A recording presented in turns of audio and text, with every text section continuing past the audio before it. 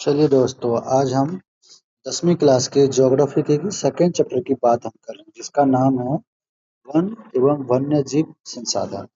देख सकते हैं, आप इसको जूम करके देख सकते हैं किस तरह से मैंने इनको क्वेश्चन नंबर डाले हैं। बीपीएससी 1, बीपीएससी 2, बीपीएससी 3 ऐसे करके हैं। ये सारे बीपीएससी में आए हुए क्वेश्चन हैं और आप इसको देख सकते हैं कि कैसे 1, 2, 3 मैंने लिखे हैं। और देखिए, जैसे बीपीएससी 1 हो गया, ये बीपीएससी 2, बीपीएससी के क्वेश्चन है ये सारे। और इसमें जो मैंने क्वेश्चन नंबर डाले हैं, तो आप देख सकते हैं किस तरह से डाले हैं। देखिए ये आपको बीपीएससी वाले में भी काम आएगा, बीपीएससी में भी काम आएगा, और जो हमारा 10वीं क्लास का पेपर होता है उसमें भी आप क्वेश्चन बना सकते हैं।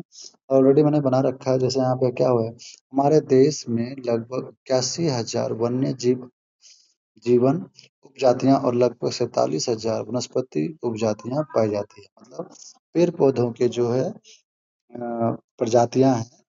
जैसे आम का एक प्रजाति हो गई, उसके बाद बेल का एक प्रजाति हो गई। इस तरह से 81,000 प्रजातियां हमारे यहाँ वनस्पति जगत का है। पेड़ पौधों की 81,000 प्रजातियां, 47,000 वनस्पति प्रजातियां हैं और उपजातियां लगभग 15,000 उपजातियां। ये पहला क्वेश्चन बनता है हमारा बीपीएससी का। सेकंड क्वेश्चन मैंने यहाँ से बनाया, भारत में लगभग 10% वन्य वन्य वनस्पति जात और 20% स्तनधारियों को लुप्त होने का खतरा है। मतलब यहाँ स्तनधारी का मतलब होता है वो जीव जो अ, अंडे न दे के बेबीज देते हैं, उनको बोलते हैं स्तनधारी। इसके 20% प्रजातियां जो है वो खत्म होने पे है। लुप्त होना मतलब खत्म होने का खतरा। इनमें से अनेक उपजातियां तो बड़ी नाजुक अवस्था में लुप्त होने की सीमा पर है। इनमें से कुछ विशेष चीता, गुलाबी सिर वाले बतख, ठीक है। अब ये लुप्त होने वाले कौन कौन से हैं, ये पूछ रहे हैं। इसमें कह सकते हैं हम, चीता है, गुलाबी सिर वाले बतख है, ठीक है, पहाड़ी कोयल है, इसके बाद जंगली ये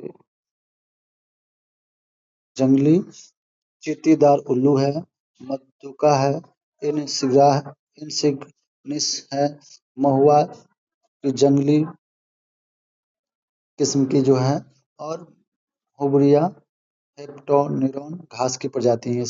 ये सब से पौधे शामिल हैं। तो ये एक क्वेश्चन आपको, दूसरा क्वेश्चन यहाँ से बन गया, पहला क्वेश्चन यहाँ बन गया, ठीक है। तीसरा क्वेश्चन मैंने यहाँ से बनाया है, ये रहा, ठीक है, जिसमें चीता, गुलाबी सिर वाला, ये हो गए प्रतिशत वाले। ये हो गए आपको कौन कौन से जीव लुप्त होने के कगार पे हैं और कितनी जातियां हैं कौन कौन सी, ठीक है। उसके बाद चौथा क्वेश्चन आप देख सकते हैं, भारत में बड़े प्राणियों में से स्तनधारियों की 89 प्रजातियां हैं, 79 प्रजातियां हैं, पक्षियों की 44 प्रजातियां, सरीपों मतलब वो होते हैं जो रेंगते हैं, की 15 प्रजातियां, और स्थलचर मतलब होता है जो जमीन पर चलते हैं, की 3 प्रजाति लुप्त होने के खतरा बना हो। मतलब इतने का खतरा बना है जो लुप्त होने खत्म होने वाले, इसके खत्म हो जाएगा कुछ समय में अगर उनको संरक्षण ना दिया जाए। तो लगभग 15,000 पादप प्रजातियां के भी लुप्त होने के संकट है। फूलदार वनस्पति और रीढ़धारी प्राणियों के लुप्त होने की प्रकृति दर से 50 से 100 गुना अधिक है। ये आपका चौथा क्वेश्चन हो गया बीपीएससी का। पांचवा, लुप्त होने होते वन। वन जो है, ये पांचवा क्वेश्चन देखिए हमने यहाँ लिख रखा है। भारत में जिस पूरा नहीं पढ़ना है आपको, ठीक है। यहाँ से भारत में वन आवरण के अंतर्गत लगभग 79.42 मिलियन हेक्टेयर क्षेत्रफल है। ये देश के कुल भौगोलिक क्षेत्रफल का लगभग 24 यानी कि 24.16% हिस्सा है। सघन वन 2.2% है और खुला वन जो है 9.14% है। मेगा वन वो होता है जो मेगा वन वो होता है जो हमारे नदी के किनारे पाए जाते हैं, उसको मेगा वन के नाम से जाने जाते हैं, ठीक है। आप ये देख सकते हैं, इस तरह से मैंने बहुत सारे क्वेश्चन बनाए हैं। ये देखिए, इधर इधर कितने क्वेश्चन हो गए हैं, ये 5 हो गए, जरा ये 6 हो गए, ये 7 हो गए, 8, 10, ठीक है, 11, इधर 11, ठीक है, 12, 13, 14, 15 इस तरह से मैंने पूरे चैप्टर के बनाए हैं। चैप्टर बाय चैप्टर बना, पेज बाय पेज बना। आपको पूरी बुक पढ़ने की जरूरत नहीं है, चाहे वो 10वीं वाले हो, यानी कि जो बोर्ड के एग्जाम देंगे वो एसएस सीबीएसई का या बिहार बोर्ड का अगर एग्जाम देने वाले हैं वो, दोनों में से कोई भी बोर्ड देने वाले हैं आप लोग अगर, तो आप लोग इनको अच्छे से पढ़ सकते हैं। आपको पूरा पेज नहीं पढ़ना, आपको जो मैंने निशान लगाया वही पढ़ना, वही ये मेन चीजें हैं। प्लस में मैं अभी तो मैं ये बना रहा हूँ, जो मेरे ऑफिशियल आईडी से जुड़ेंगे, जो मेरा ऑफिशियल आईडी है, ठीक है, उससे जो जुड़ेंगे तो उसके लिए मैं नोट प्रोवाइड करूँगा, मतलब इसी चीज़ को और शॉर्ट करके और अच्छे से लिख के उसमें डालूँगा और वो आपको प्रोवाइड करूँगा। अभी वो फ्री ऑफ कॉस्ट है, लेकिन आने वाले समय में हो सकता है उसकी कुछ चार्जेस लगे। आप पीडीएफ भी मंगा सकते हैं इसका, ठीक है?